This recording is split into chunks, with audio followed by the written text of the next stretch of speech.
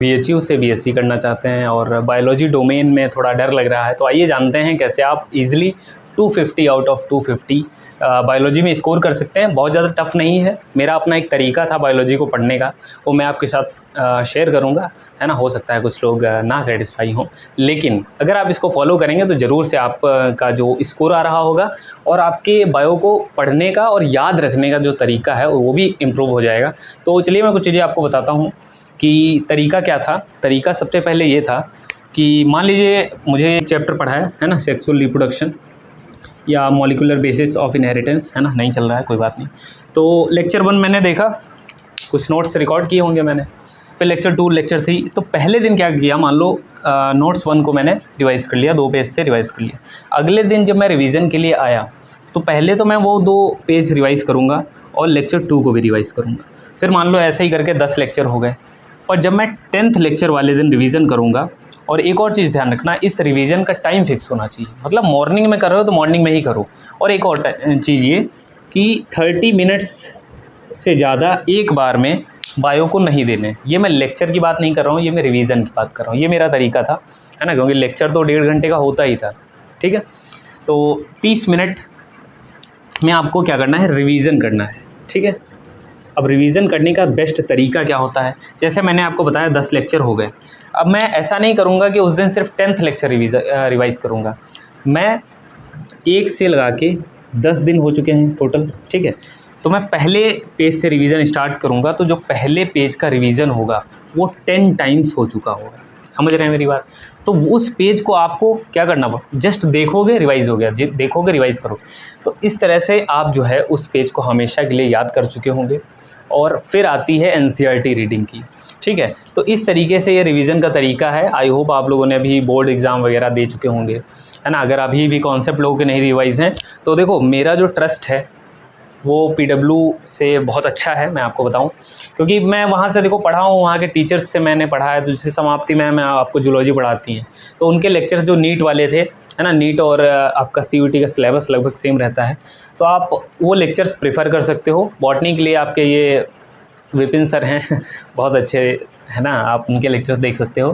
तो one shot देखिए, कोई दिक्कत नहीं, वन शॉट देखिए, बट वन शॉट एक बार में 3 घंटे का मत देख लो। वन शॉट को हमेशा 1 आवर में डिवाइड कर लो, ताकि वो उस ड्यूरेशन की चीज़ें आपको समझ में, आप उसको झेल सको, है ना। एकदम से खाना खाओगे तो उल्टी हो जाएगी, तो थोड़ा थोड़ा खाया जाता है, ठीक है। तो अब देखिए, अब सेकंड आता है एनसीईआरटी रीडिंग। ये क्यों इंपॉर्टेंट है, आपको पता है असर्शन रीजन क्वेश्चन देखने को मिल सकते हैं, स्टेटमेंट वाइज देखने को मिल सकते हैं, ट्रू फॉल्स इस तरह के क्वेश्चन देखने को, कौन सा स्टेटमेंट सही है कौन सा गलत है, इस तरह के क्वेश्चन मिलेंगे। तो आपको एनसीईआरटी तो रीडिंग करनी है।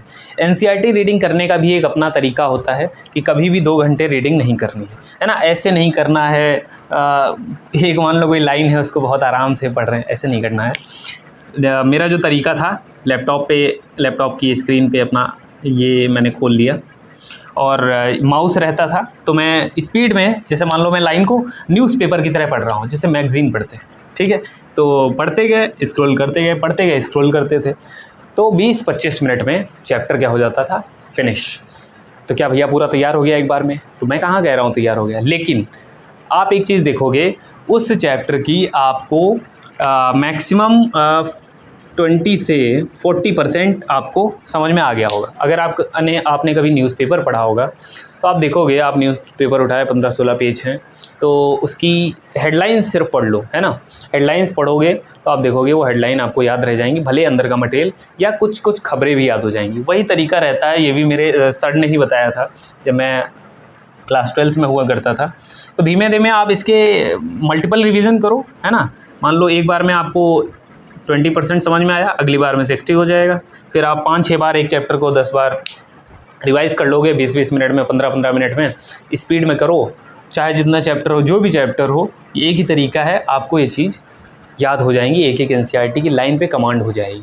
अब कमांड को वेरीफाई करने के लिए मैं फिर एक चीज़ बता रहा हूँ, क्विक रिवीजन करना है तो मैंने आपको बता दिया।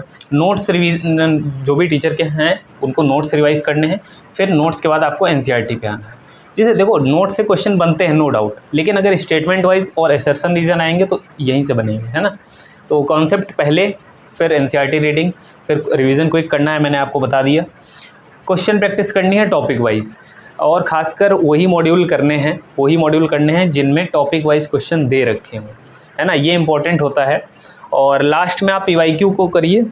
जब आप टॉपिक वाइज क्वेश्चन को अटेम्प्ट करते हैं तो वहाँ पर अगर आपसे कोई क्वेश्चन गलत हो जाता है तो आपको समझ में आएगा कि हाँ, यहाँ की NCERT की लाइन मेरी उतनी अच्छी नहीं थी, मुझे एक बार फिर अपने कॉन्सेप्ट्स को रिवाइज़ कर लेना चाहिए। देखो, बायोलॉजी में खासकर जो PCB के स्टूडेंट्स होते हैं उनके लिए बायो में लगभग 230 के ऊपर स्कोर करना बहुत इंपॉर्टेंट हो जाता है, क्योंकि आपको पता है यहाँ पे नीट वाले स्टूडेंट फाइट मारते हैं और CUET का लेवल थोड़ा सा नीचे रहता है नीट के लेवल में।